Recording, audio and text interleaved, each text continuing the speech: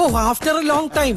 Hungry മൃണാളിൽ വന്ന് നിങ്ങൾ ഭക്ഷണം കഴിച്ചിട്ട് നിങ്ങൾക്ക് ഭക്ഷണം ഇഷ്ടപ്പെട്ടില്ലെങ്കിൽ നിങ്ങൾ അതിന് പണം തരണ്ട. കേട്ടല്ലോ, എല്ലാരും കേട്ടല്ലോ. ആവേശം കൊണ്ട് ഓരോന്ന് വിളിച്ചു പറഞ്ഞ് തടിയേടാക്കണ്ട. പണിയെടുക്കാതെ ജീവിക്കാൻ നോക്ക്. ഞങ്ങൾക്ക് 3 റെസ്റ്റോറന്റ് ഉള്ളത്. വൈറ്റ്ല ജംഗ്ഷൻ, കച്ചേരിപ്പടി ഹൈക്കോടതിന്റെ അവിടെ, എടപ്പള്ളി ലുലുവിന്റെ അടുത്ത്. എവിടെ വേണമെങ്കിൽ നിങ്ങൾക്ക് വരാം.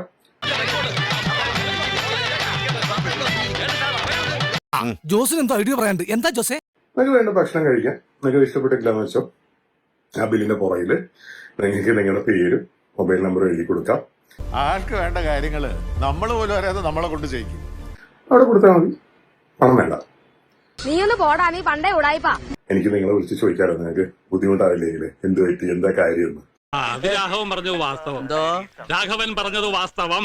അതിനുവേണ്ടിയാണ് പേരും നമ്പർ കിട്ടും. അല്ലാണ്ട് അത് പണം തരാതിരിക്കാൻ ഒരു കണ്ടീഷൻ ഒന്നുമല്ല. പണം എന്തായാലും നമ്മൾ തിരിച്ചു തരും. നിങ്ങൾക്ക് ഇഷ്ടപ്പെട്ടില്ലെങ്കിൽ, നിങ്ങൾക്ക് ഞങ്ങൾ ഇഷ്ടപ്പെട്ടില്ലെങ്കിൽ ഗിവ് ഇറ്റ് ബാക്ക്. അത്ര ആത്മവിശ്വാസം ഞങ്ങൾക്കുണ്ട്.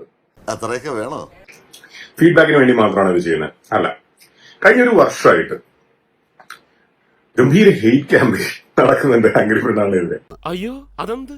തുറന്നു പറയുകയാണെങ്കിൽ നാട്ടുകാർക്കെല്ലാം നിങ്ങളെ പറ്റി വളരെ മോശം അഭിപ്രായമാണ്. നിന്റെ കയ്യിലിരിപ്പതായിരുന്നല്ലോ.